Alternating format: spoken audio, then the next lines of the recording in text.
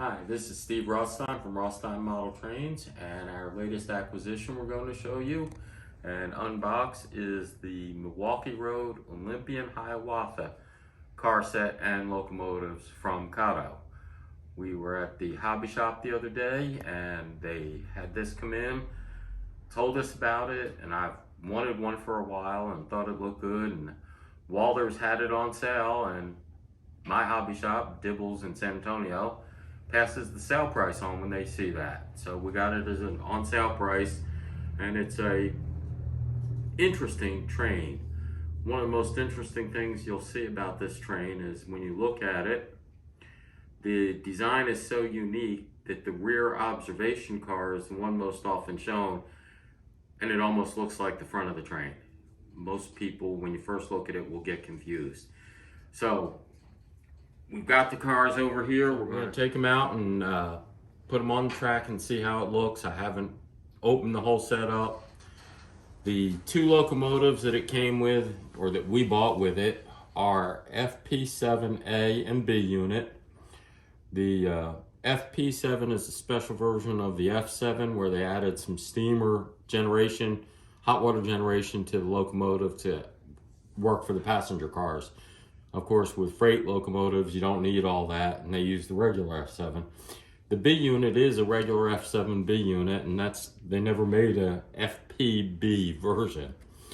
But we're going to try and take these out. And you'll see that we haven't done this before yet, except that we put them in upside down apparently when we open the cardboard box. I like the paint scheme, orange and red. Really pretty scheme. The FP7, and trying to get it where you can see it in a good background here. Fairly detailed model, as Kato is usual for. I really like the paint scheme. The orange and red just strikes me, especially with the black top. The F7 was a basic F7 and won't work very much.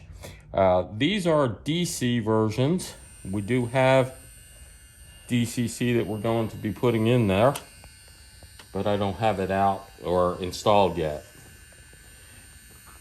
And fortunately, with our layout, using the Zephyr DCS52 from Digitrax to control it, I can control a DC train. Now, the potential problem for this is these two are not really synchronized, or may not be synchronized well enough for a consist like this. They're going to use the same address, and we're going to see how that goes. So let's see.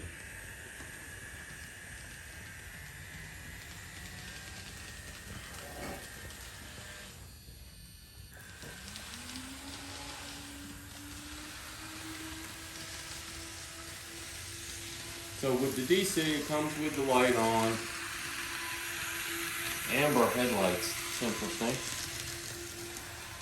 And as you can see, it runs around the track fairly well.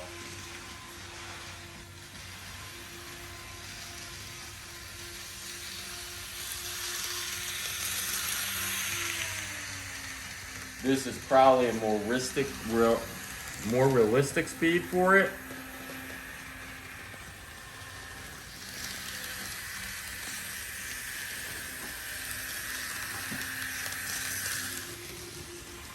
So at full throttle right now, it's doing 134 miles an hour. Realistic top speed on it should be around 80 to 100 miles an hour. I think I'll have to check and make sure. Fortunately, if I wanted to go slower, you can just pull the throttle back, set it down a little lower.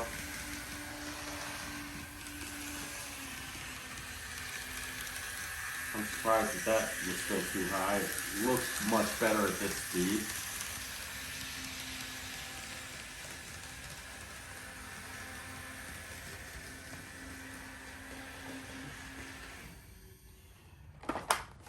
So, interesting part about this one is it comes with 9 cars, but it also came with display tracks so that you have extra tracks to set up for display.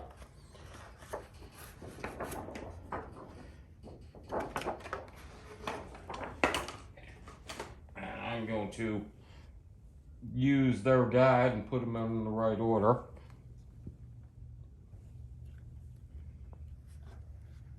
Okay.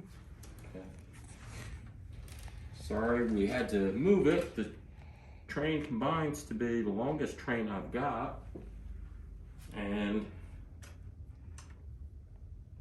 it is a unique train. So, one of the cars I wanted to point out is this Super Dome car that they call it, where the dome goes the full length. That's unusual, and you'll see, for example, over here I have the UP car, which is the normal domed observation car. And the dome is only a portion of the car, which is what I've always seen. That's one reason I like it.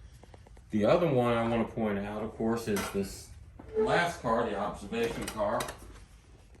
The other car that's interesting is the rear observation car, which is obviously a bi-level with the dome on the back and that rounded dome. And you can see how it streamlines that car a little bit and makes it more interesting to look at, more easily confused with the front end. The original train, the prototype, Milwaukee Road, ran from Chicago all the way through the Pacific Northwest. This one ran from 1947 to 1961. And let's see how it looks going around.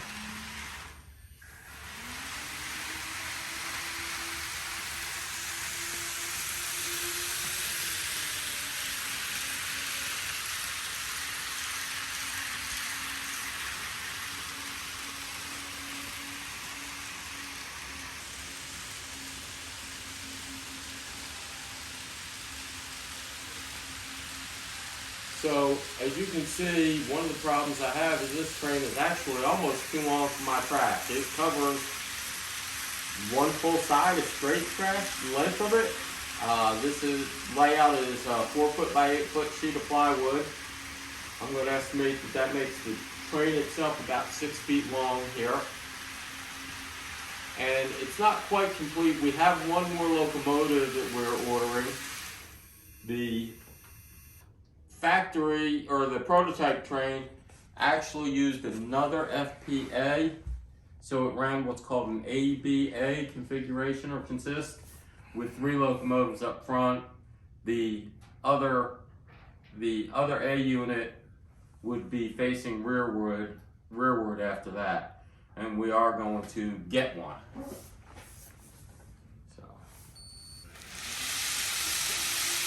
And I'm sorry that I keep having to start and stop it and run fast.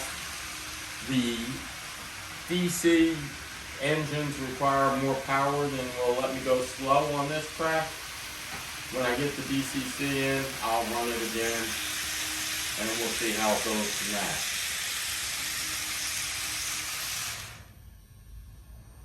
Why is it stopping now? So I'm going to give it full throttle so it'll go all the way around without stopping. I think there's some dirt in our track, and I may have to do some track maintenance next.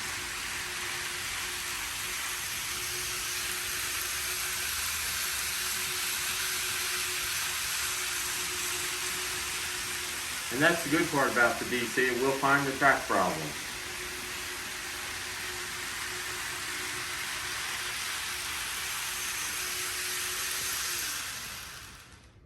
Okay.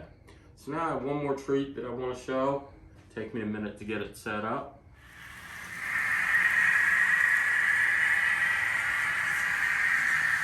So the other treat was, we were actually at the hobby shop because they called telling me that the Kato water tenders came in, and I added them, and this now gives me one complete excursion train.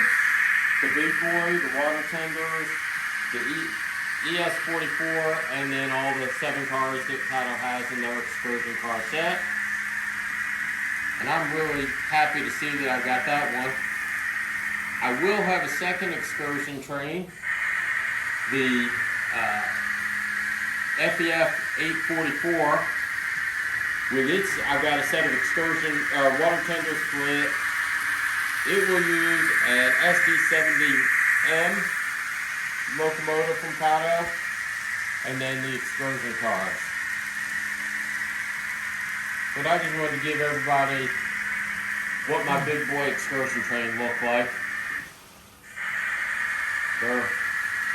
I've got to do some track maintenance. They're stalling because of the track being dirty.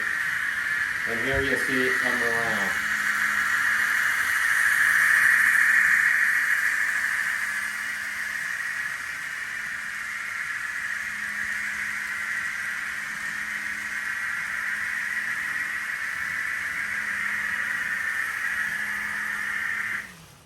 And as a final tidbit, we have been experimenting and we hope to put up another video soon. We're going back to trying the first person view. We found some software where we can take out the complaint of too much noise on the small camera that we were using. Hope to see y'all soon. Hope to have that second one up soon. Thank you for watching.